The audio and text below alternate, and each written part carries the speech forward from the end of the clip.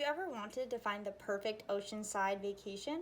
According to New Zealand Now, a brief history, New Zealand was the last large livable place in the world to be discovered.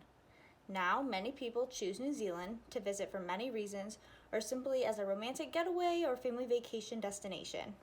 Today, I will talk about the society, the culture, and history of New Zealand, species that are unique to the area, and tourist hotspots. To begin, I will talk about the history of New Zealand and how society and culture has developed over the years to what it is today. New Zealand Now, a brief history copyrighted in 2020, the first settlers of the area arrived between 1200 and 1300 AD and were known as the Maori ancestors.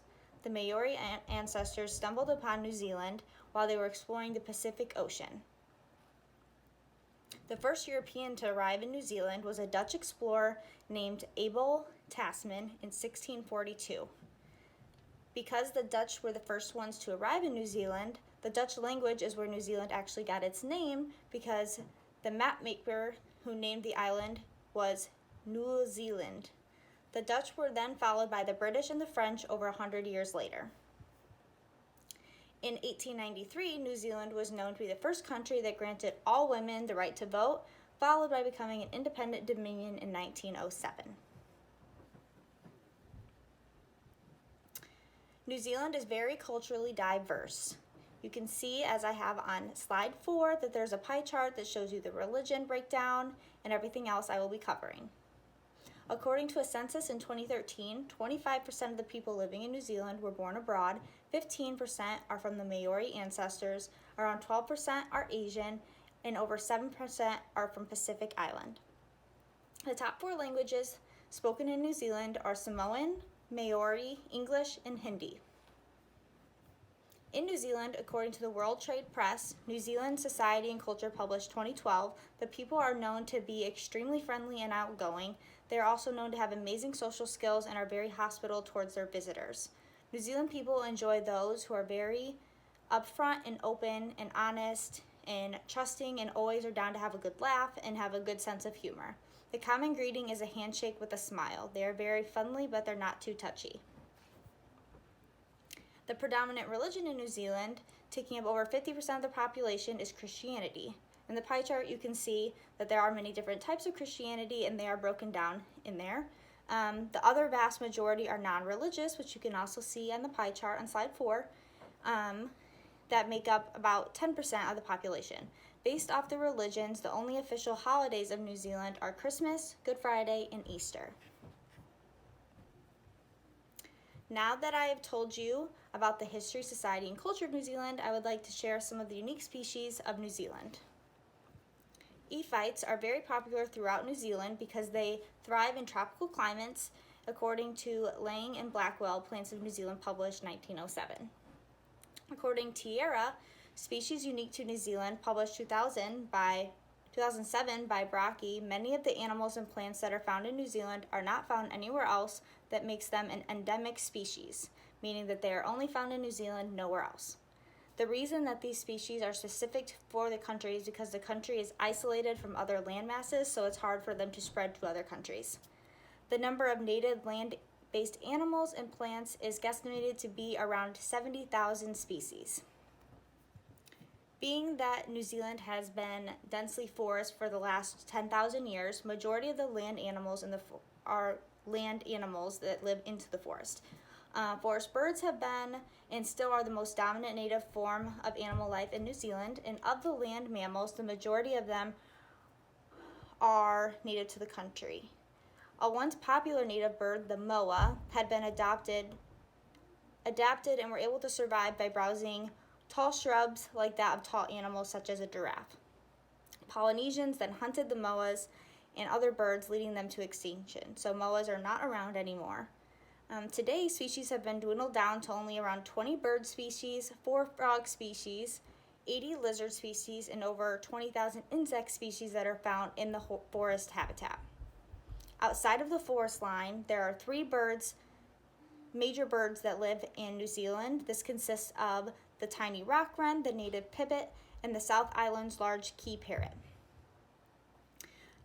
These all live in the mountains, And when looking at the coast, there are gulls, terns, and shags that live on the island's rocky and sandy coasts. And in the dunes behind the sandy beaches, you can find New Zealand's only venomous animal throughout the entire place, and it's called the Katipo spider. The waters of New Zealand are home to 3 native eel, 2 smelt species, a lamprey, 25 species of galaxids, and 7 species of bully. As you can see on slide 6 of my PowerPoint, you can see that I have pictures of the moa, the pipit, the parrot, the Katipo spider, and all of those that are native specifically to New Zealand. There are also several characteristics that make the animals of New Zealand very unique. When looking at the longevity of native New Zealand animals, they live for a very long time compared to animals of different temperate lands, and they are also very slow breeders. A fun fact about the moa is that once they were living in New Zealand, they took up to 10 years for maturity, which means that they were around so long, but they didn't reproduce as quick, which is definitely something that led them to extinction.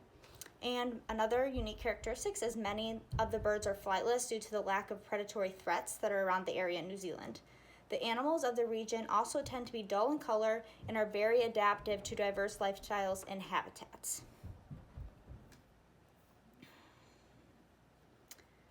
Moving forward, now I've informed you about the unique species of New Zealand. I would like to move to my final point and talk about tourist hotspots.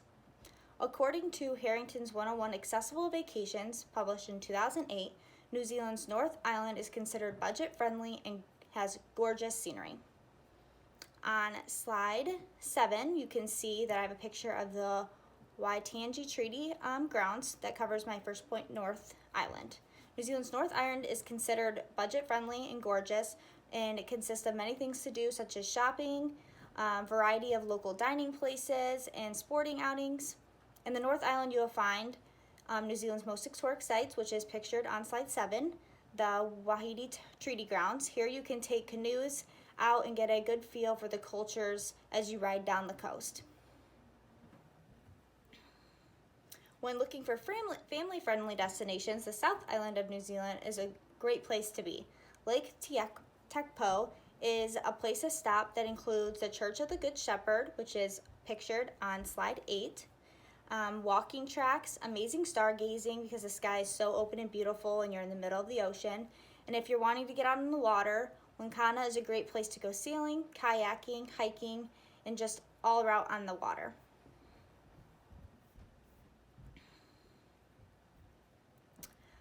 Activities to do in New Zealand are very wide range because it is so nice outside. You can be inside and outside. According to New Zealand Now, recreation, the outdoors, you can experience amazing walking paths, waterfalls, mountains, and even volcanoes in the countryside. And the outdoor offers many activities such as fishing and camping and hunting, and is also known for the skiing that is found in their Southern Alps.